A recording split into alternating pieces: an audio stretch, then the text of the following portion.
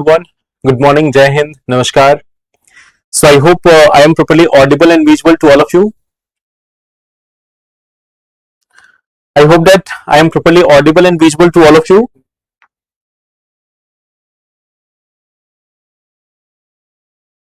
Good morning. Okay. So I welcome you all to this session. आप सभी का स्वागत है इस सेशन में. And today we are starting, I think 1 hour delayed. Okay. आज हम लोग 1 घंटे डिले से स्टार्ट करें. It is just one time. Tomorrow we will have the same class in the morning. Okay. So in today's session, let us look at the topics which we are going to discuss. The first topic is related to this SIR and judiciary. This is one very important topic. It is talking about this one part that when this SIR and many other things are going on, in that context, what should be the role of judiciary? That what judiciary should be doing, what it should not be doing. So it is about that aspect. So we are going to cover this. Second part is India's nuclear development. That when we are planning to move ahead with nuclear energy, so what should be our strategy? What should be our strategy?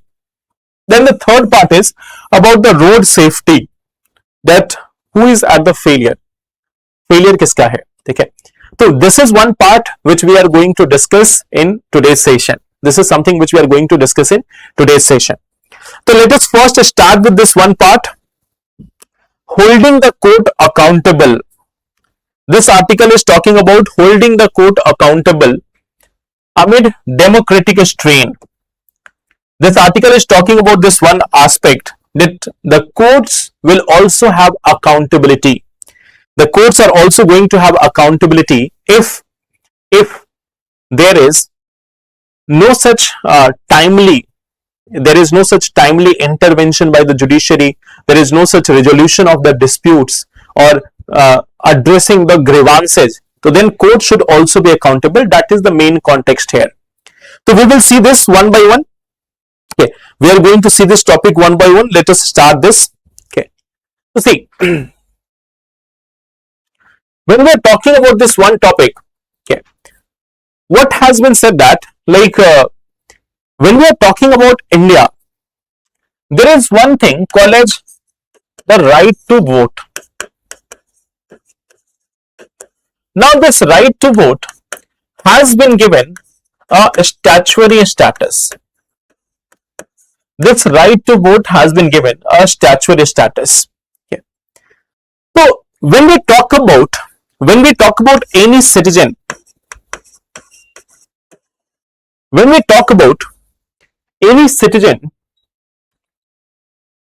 say that the right to vote is a statutory right. Okay, right to vote is a statutory right. When we talk about some people, it may be just a matter of right. It may be just a matter of right. You know that 40% people in India, they are not even going for voting. Okay. Many people are there who are not even going for voting. For some people, it can be simply vital. It can be simply important. Okay. For a few of them, what we see that for a few people, for a few well-to-do people,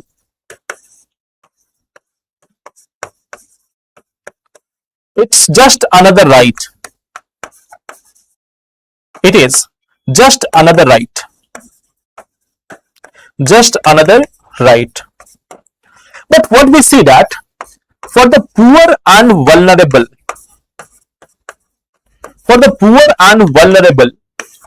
this right to vote, this is one of the most powerful political act of those people.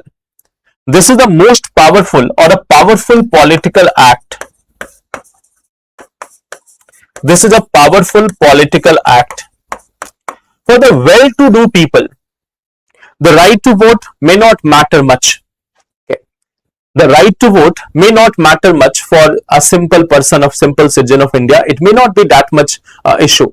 But for a person who is poor, who is vulnerable, who is from marginalized community, they are having this right to vote as a very much important political power.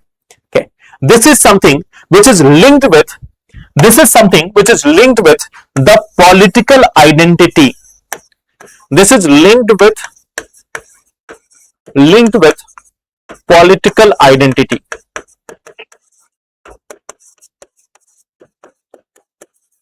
And see, just to give you one simple example, tell me one thing. When we are having elections, whenever we are having elections in any part of the country, whether it is general elections of the country or whether there is a state legislative election, you may see that before the election there is announcement of a number of schemes, a number of freebies. Now tell me one thing, how many times you have seen this one thing, that the political parties or the government is announcing some schemes for rich people?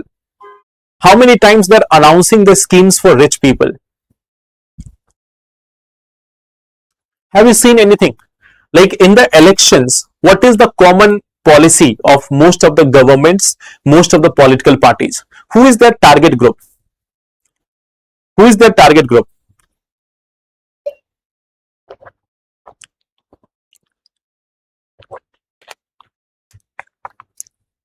Who is their target group? Whom they target? Is it the rich people? Who are their primary target? During the election, okay, during the election, you will find that most of the schemes are about the poor and vulnerable. Most of the schemes are about poor and vulnerable. Okay. What we see that now, when we are talking about this one thing, when we see the Election Commission of India, we are not saying whether it is right or wrong. We are not saying that whether it is right or wrong, but it has created, the Election Commission of India has created an atmosphere. It has created an atmosphere of anxiety for the citizens. It has created an atmosphere of anxiety for the citizens, for the common people. Whether it is right or wrong, we are not even going in that right now, but it has created an atmosphere of anxiety. Okay. So people are now thinking about whether their name would be there in the SIR or not, what documents they have to present.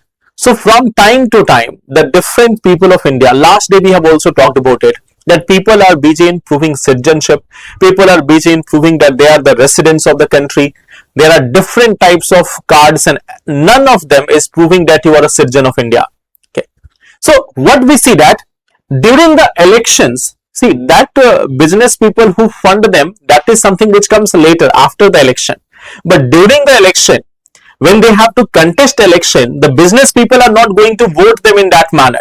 They are not going to stand in queues just to give votes.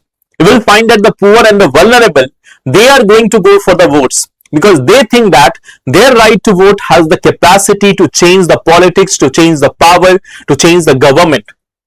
We will see that there is more and more active participation of the poor and vulnerable rather than rich and well-to-do families.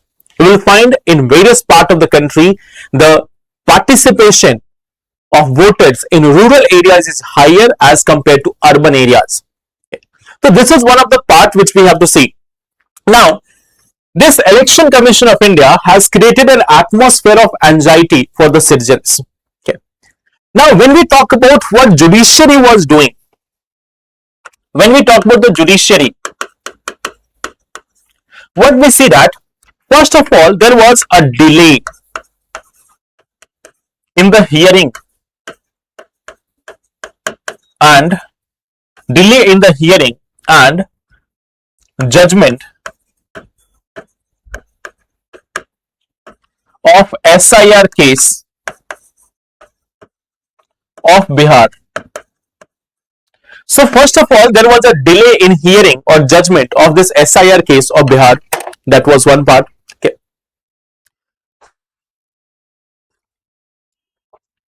Then after, what we see that, like The elections were conducted in 2025. The result, whether the process of SIR was correct or not, came in 2026. So after the end of elections, after 5 or 6 months, there was the judgment by the Supreme Court. So the problem itself is gone, and now we see that the judgment has come later. Okay. So what we see, this is one part. Second thing is, court, it was having a duty. The court was having a duty. That duty was addressing the grievances. Addressing the grievances. What court actually did? What court actually did? It became a participant. It became a participant in the process. It became a participant in the process. Now think about this. Just to give you an example, SIR was conducted in Bihar just 2 months before the elections. SIR was conducted in Bihar just a few months before the election. Now the question is, if it is such an important exercise, why it was not conducted earlier? Was Election Commission sleeping before the elections? Was Election Commission having no idea that yes, 5 years are going to be over, so there might be some elections? So what was Election Commission doing in the past? Why Election Commission started exactly just before the elections? Now, if Election Commission has started the process, the judiciary needs to ask the Election Commission this one part about the timing of the SIR. There is no problem with the exercise of SIR. It is about the timing. Why are you keeping it just a few months before the election? What was the Election Commission of India doing for the last 5 years in case of Bihar? Why it was not conducted before the 2024 Lok Sabha elections? Why it was not conducted in 2023? Why only just before the elections? So this was a question which the judiciary was supposed to ask from the Election Commission of India. But what judiciary in fact did, that it started modifying the practices. It became a participant in the process and it started modifying the demands. It started modifying the demands or regulations of Election Commission of India. That this was one of the practice. Instead of asking the validity of this exercise, what we see that judiciary became a participant in it. Okay. Judiciary also became a participant in this process. SIR refers to Special Intensive Revision of the Electoral Rolls. The electoral roll revision was going on in Bihar before the election. Then it has started in West Bengal. Then it has started in various parts of the country. So in multiple states it has started. In some states it has started just before the elections. Okay. So now what we see that the Supreme Court itself became a part of the process. Okay. So it became more of an administrative body. Okay. So this is also one of the challenge which has been seen here. Okay. Then what we see that there is also ignorance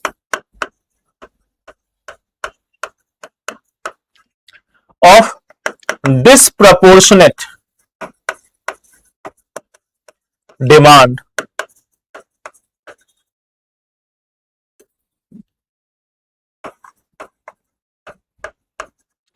of SIR process.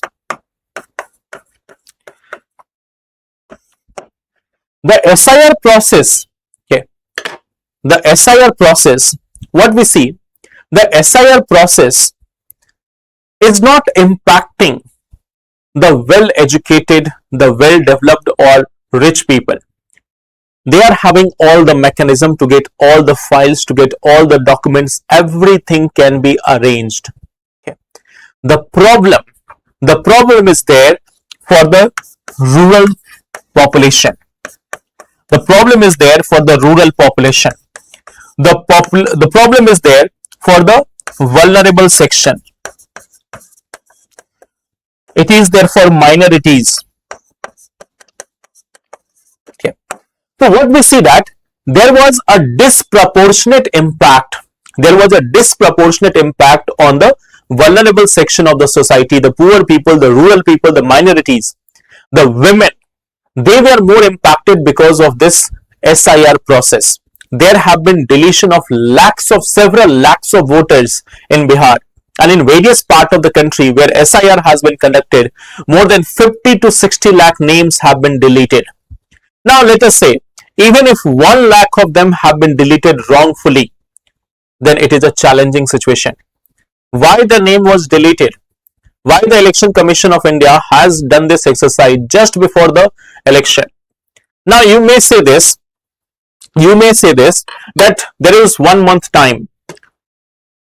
If we are talking about the eastern states of India, the eastern states of India is having a governance in such a manner that many people, almost 30 to 40% of the people, migrate from the states to other states in search of job or education.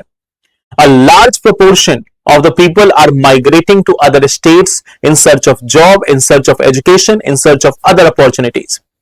They come to their home once or twice in a year, and even if they are trying to come there, they are having a pathetic railway system in which you will not get the tickets. The general class of those railway is more like a torture. If you compare, the Hitler's concentration camps were much better than the railway coaches.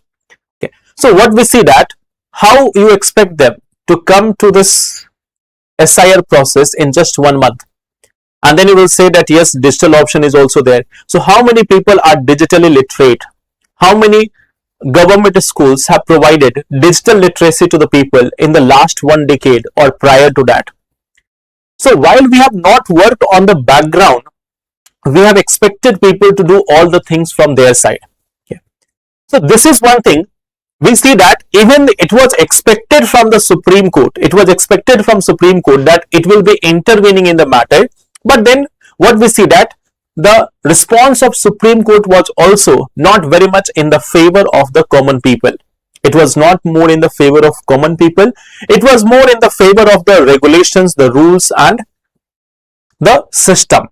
So that is one of the challenge. Okay. Now there is one thing.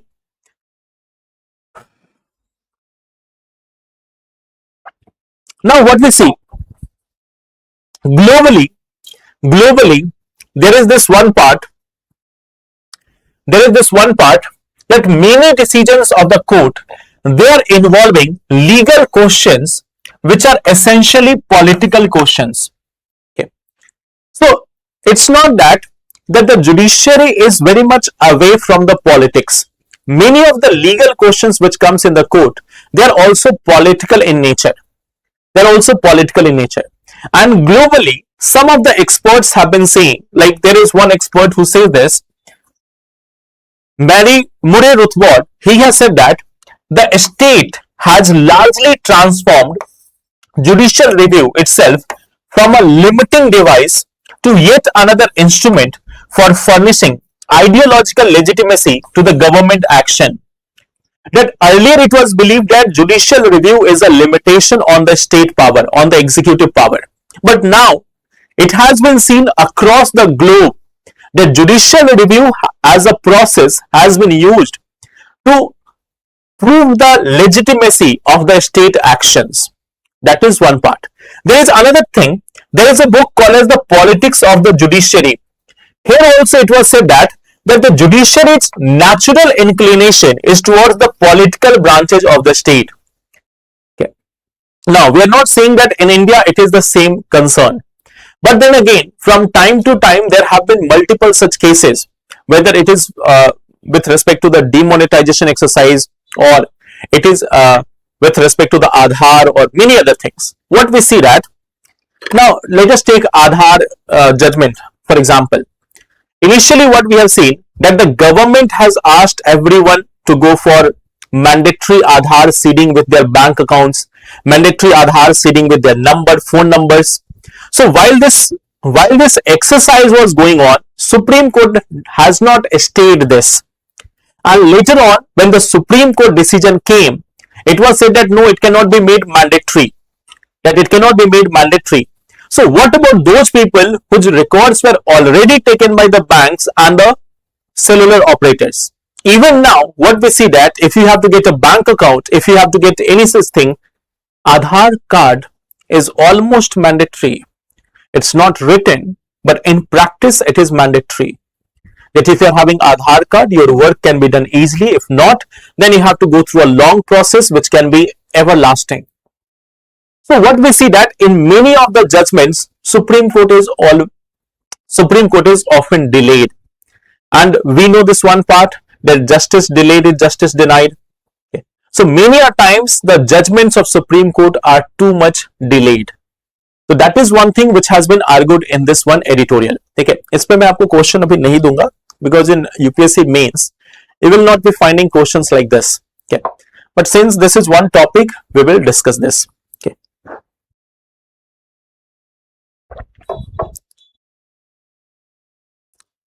Now coming to the next part. Now this is one thing where you will be getting the question. What is the core argument?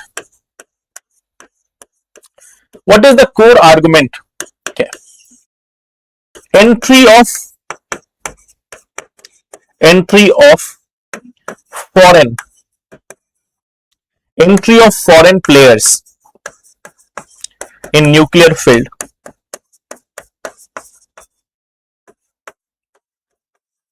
versus indigenous capability.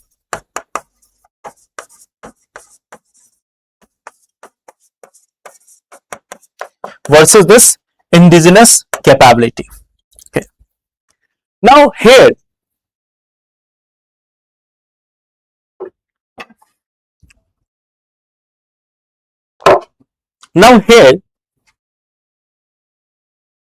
when we are talking about this one topic, we have to see this one thing, that what is the status of nuclear power in India right now? What is the status of nuclear power? We will see that.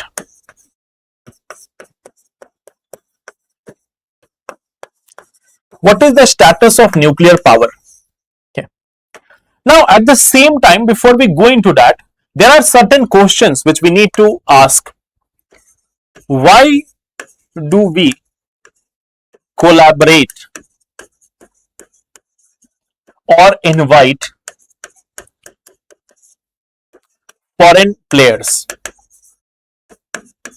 Why do we invite or collaborate the foreign players? There is one thing which we get from them. One part is investment. We get investment. We get better technology. We get better technology. We get efficiency in the system.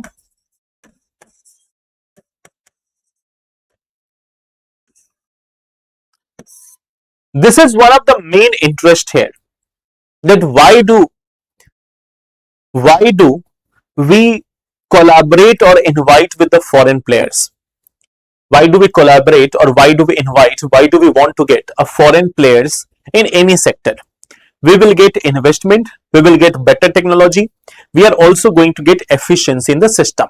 That is one of the main reason, that why do we invite these people or why do we invite other countries.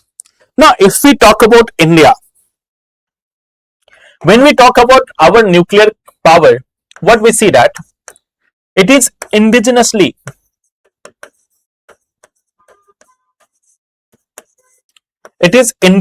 developed. Why?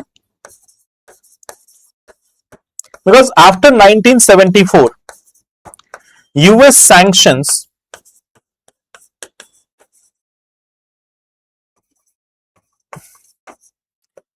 made it impossible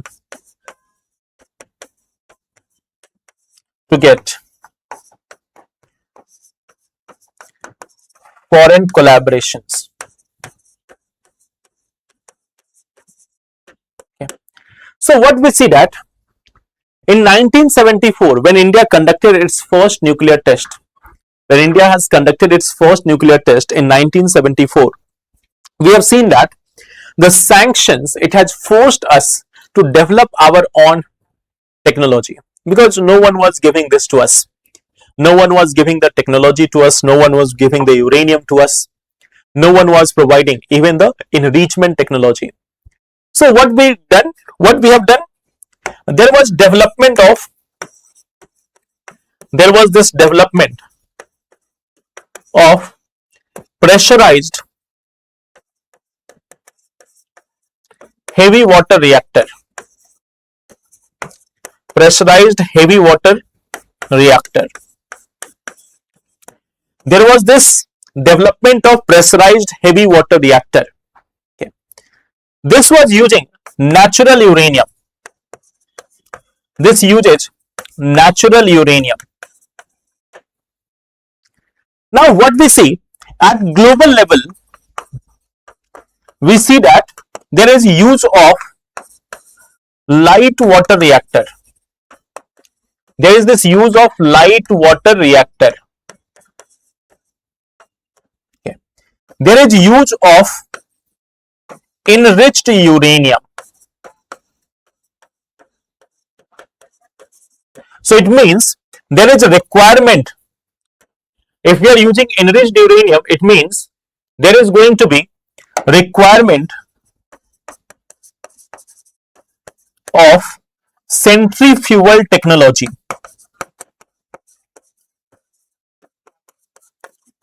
So see this one part.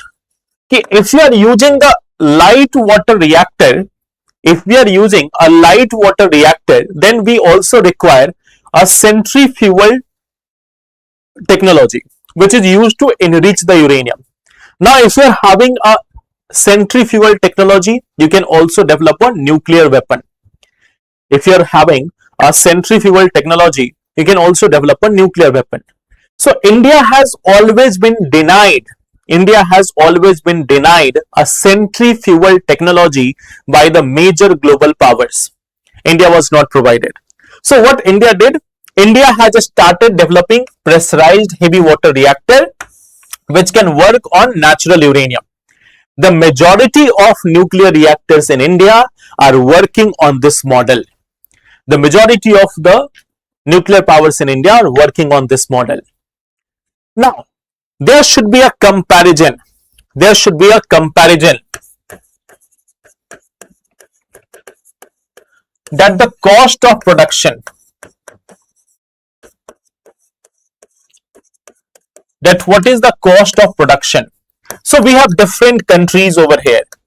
We have India, we have South Korea, we have United States. Okay. Then we are having France also. Cost per kilowatt. There is one thing, cost per kilowatt. Okay. So in the case of United States, it is $15,500 per kilowatt. In case of France, it is almost $5,500 per kilowatt. It is almost 5,500. In case of South Korea, it is $2,200 per kilowatt.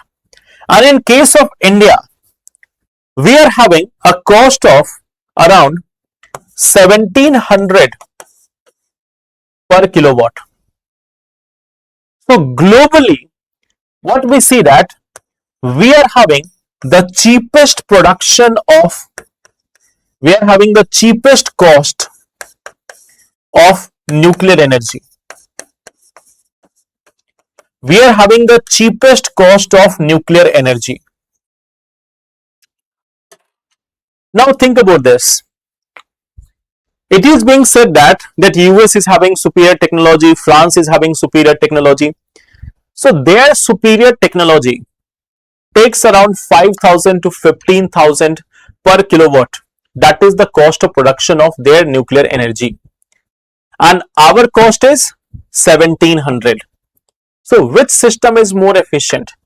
कौन सा system ज़्यादा efficient है? we are having a production, we don't require the centrifugal technology. Our cost of production is 1700 per kilowatt.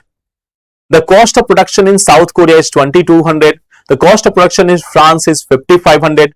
The cost of production in United States is 15,500. So our cost is almost 1/10 of the cost in United States. So who is having a more efficient system? ज्यादा efficient system, cost efficiency किसकी हुई? Now this is one another part of it. If we are comparing with other nations, we have to compare this dimension. Who is having a more efficient system? Now the third part of it, there is an argument. There is two arguments in favor of foreign technology. In favor of foreign technology. There is two arguments in favor of foreign technology. Okay. First thing is the light water reactor. It is having better energy efficiency.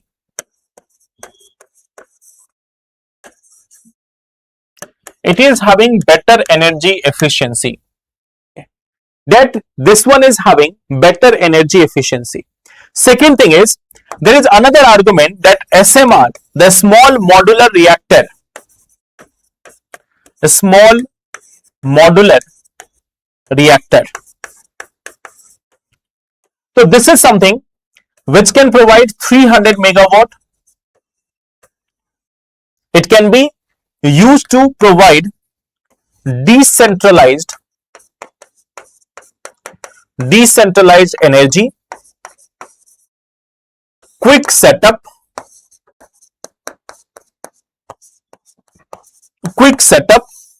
okay. So it is being said that if we are having foreign collaboration, we can get two benefits. One is the light water technology, which can have better energy efficiency. Second is the small modular reactor, which can be used to provide decentralized energy, and at the same time it can also be quickly set up in various parts of the country. Yeah. Now the thing is, this is why it is being said that we should be going for foreign collaboration, we should be participating with other countries.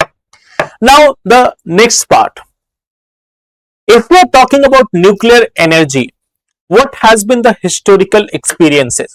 Okay. If we talk about nuclear technology,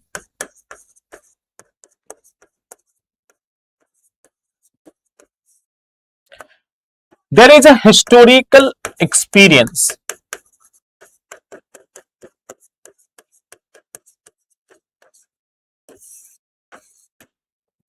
And that historical experiences is a lot of terms and conditions,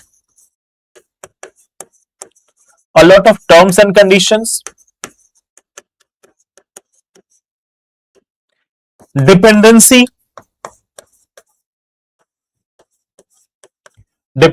factor. There is always a risk of cutting off supply of uranium. There is always a risk of cutting off supply of uranium. So in this context, if we are looking at foreign collaboration, what do you think? Is it going to be suitable for India? We have got the Shanti Act. Shanti Act says that yes, we can have foreign collaborations, we can have foreign players in India providing nuclear energy. But what do you think? Is this going to be suitable for India? We have the historical experiences. We see that our technology has proven to be more efficient, cost efficient. Now, in this situation, is the foreign collaboration good for our country? That is the main question. That we go for foreign collaboration if we are not having the proper technology. If we are already having the proper technology, why we would go for foreign collaboration? So what should be the ideal way forward? What should be the ideal way forward? That investing in indigenous nuclear tech, promoting private sector participation.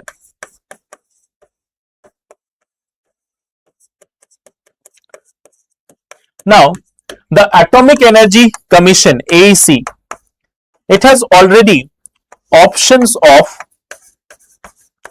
BSR, Bharat Small Reactor of 250 megawatt. Bharat Small Reactor. It already has the technology for the Bharat Small Reactor. So why we will go for the SMR? Why we will go for the SMR when we are already having the BSR, Bharat Small Reactors? Even if we have to develop a SMR, it should be the Bharat Small Modular Reactors. So last year in the budget itself, government has announced that we are going to go for BSMR, Bharat Small Modular Reactor. And now we see that there is an increasing discussion about this part, that rather than developing our own system, we will have some foreign collaboration. So generally foreign collaboration is done when you are lacking the technology, when you are having the lack of efficiency. But in nuclear sector, when we are having the efficiency, we should be focusing on exporting the nuclear energy rather than importing it from some other country. So we have again started this part that we can import the nuclear from outside. If we are good in something, we should be exporting it rather than importing it. So this is one of the core argument of this article, that what should be done. Now see here, a question on this part. As India progresses towards the dream of Amrit Kal, it cannot allow the foreign sector to produce nuclear energy for a self-reliant Bharat. Analyze. So I think you can write this answer. इस पे answer लिखा जा सकता है.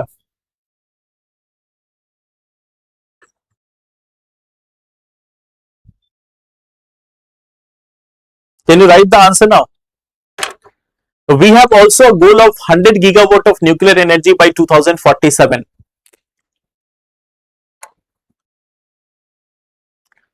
We can negotiate on SMR. I am not getting chat there. Just 1 second.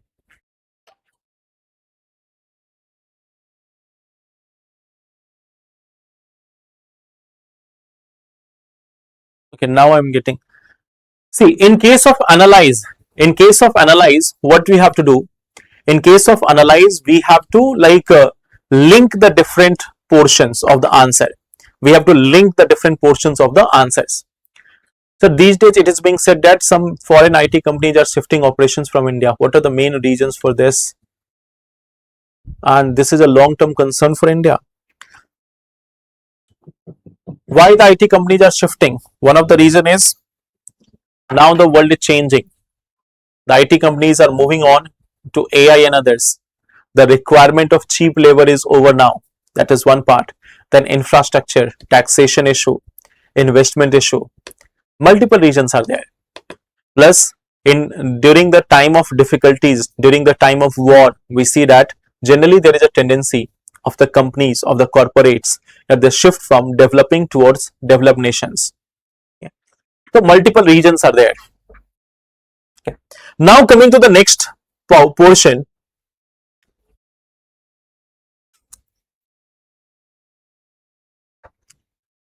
So here there is one part. What we see that when there is a road accident,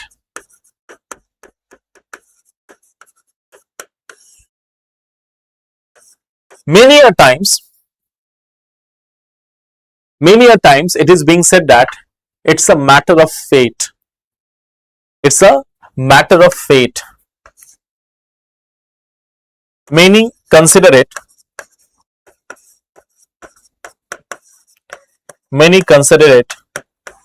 as a matter of fate. If someone has met with accident, what is being said, that the person was not having good luck, or the person was unlucky, the person was having all his grah in moving in other directions. Okay, there all those grah and planets and everything was moving in a wrong direction. There was sadhya shati of Sunny, and many other things may be said. But the thing is, when we are talking about the road accidents in India, we see that it is not a matter of fate. It is not a matter of fate. It is a matter of institutional failure. Okay, this is not a matter of fate. It is a structural and institutional failure. It is a structural and institutional failure. It is something which is a structural and like institutional failure.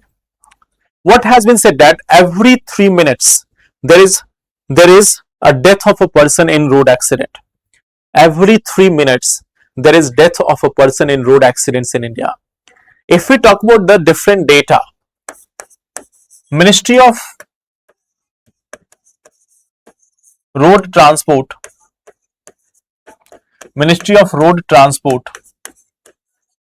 this one says that there is around 1.77 lakh death. This one says that there is annually 1.77 lakh death. NCRB.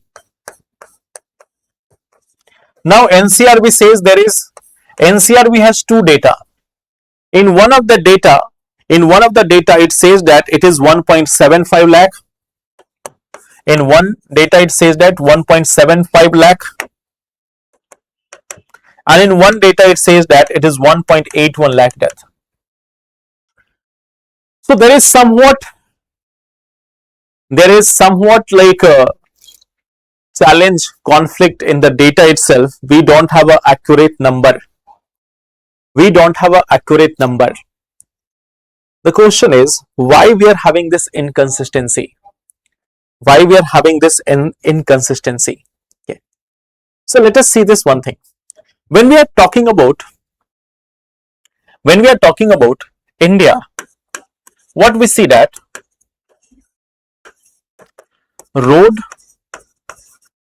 traffic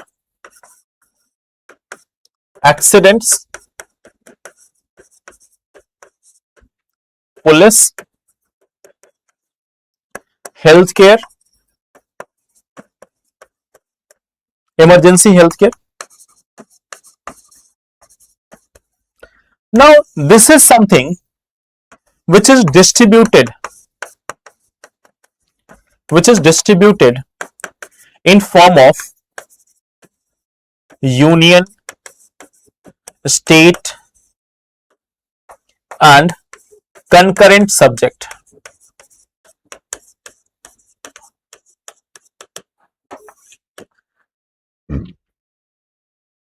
This is something which is divided in form of, some of them are in union list, some of them are in state list, some of them are in concurrent list.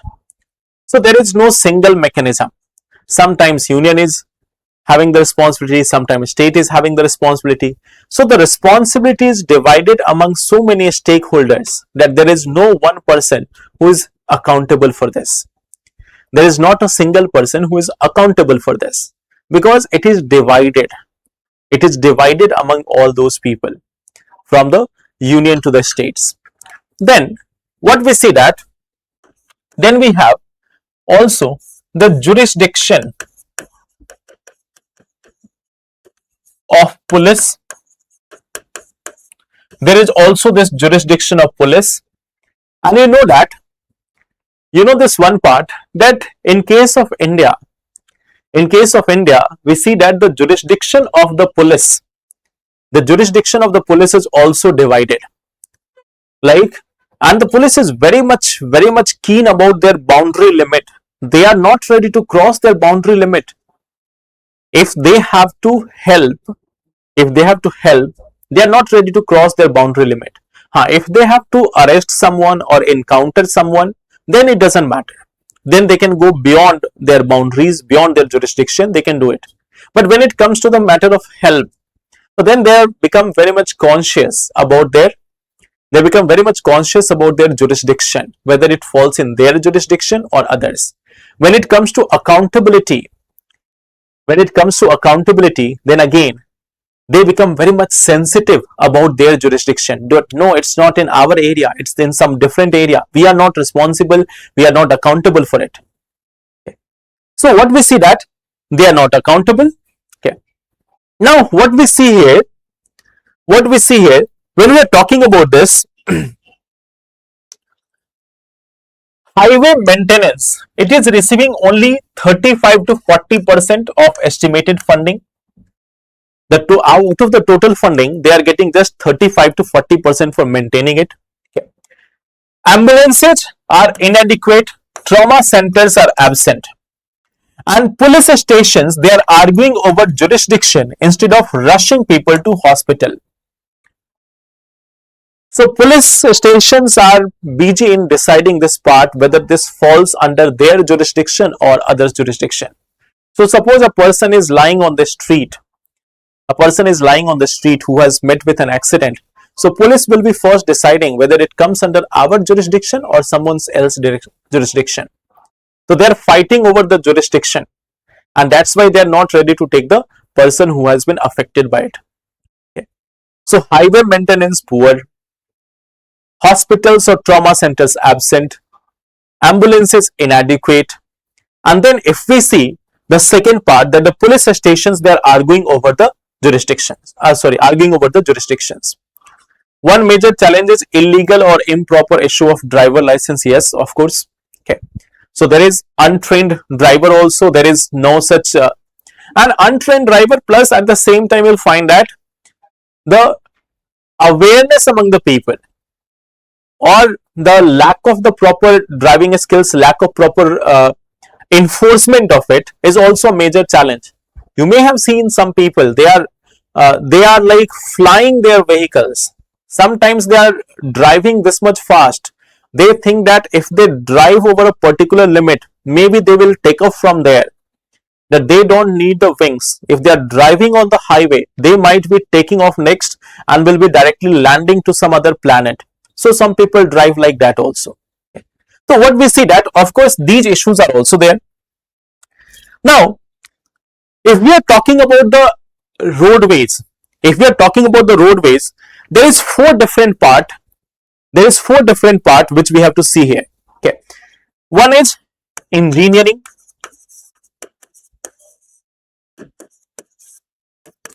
one is enforcement, another part is education, and then emergency. There are four dimensions of road safety. One is engineering. We have seen that the cost is quite, the spending is quite lower.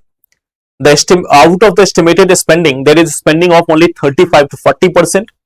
When we talk about enforcement, it remains poor. That's why people are driving in such a haphazard manner, such a dangerous manner. Then we see that education, the traffic education is also something which is missing. Suppose you are crossing a road through zebra crossing. You will find that the people in India will not be stopping for you. In case of red lights also, you will not find the people stopping over the red lights if there is no police personnel. So there is of course a lack of education, a lack of traffic education. Okay. Then we see that at the same time, the emergency care, it is also missing. We are having inadequate number of ambulances. We are having inadequate number of trauma hospitals. Okay. So we see that these factors are there. Why the road in India are not considered that much safe. Why the roads in India are not considered very much safe. Okay. So this is one of the part which we see here. Okay. Now, what government has done? Let me give you one part.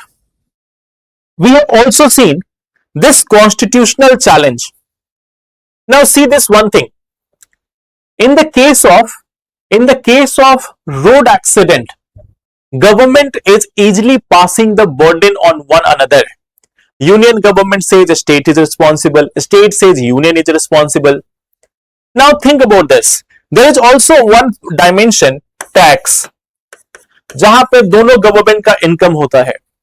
There is a part called as tax where both governments are getting benefit. So they have decided to bring GST, a unified tax regime for the country. So in this case, when the matter is about the money, where the government has to earn, all of them have come together and they have shown the spirit of cooperative federalism, where GST Act was passed by the parliament also and by the majority of the states also. We see that in the case of taxation, the union and state came together to pass the law. But when it comes to road safety, yes, which is a part of Article 21, So in this case, there is shifting of the blame on one another. Okay. So that is one of the part. Okay. When we are talking about what should be done, okay. So we see that there should be more power to the parliament. Parliament can also mandate district road safety committee, and they should be given proper power and real consequences for states which are ignoring them. So of course we need to establish district-wide safety councils. They should be evaluating what problems are existing at district level. The majority of the road accidents are not on a state road or the narrow roads. The majority of the accidents in India are on highways. The majority of accidents in India are not on state roads, they are on the highways. So again, we need to look at the design of our highways, the way our highways are working, the education related to it, the engineering related to it. Okay. So we have to again reconsider our road safety approach. Okay. That one part also, civic sense part. Okay. So in India, road accidents are a result of institutional fault and constitutional gap. Comment. This is one answer which you have to write. Okay. All facts, zero civic sense. Civic sense. Because there is another dimension of it. In India, most of the people are actually frustrated with the traffic also. There is of course a lot of population, a lot of vehicles on the road. Roads have not expanded in the same manner. The traffic is so much that there is a lot of stress for many people who are there in the traffic. Many a times some people are going for over speeding just because they have to reach the office on time and they have so many other obligations to meet. So there are multiple reasons for it, not a single thing. Okay. But yes, of course, the life and the safety comes first. Okay. So I hope that's clear.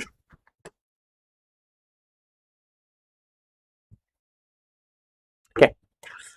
So then we'll meet tomorrow. So especially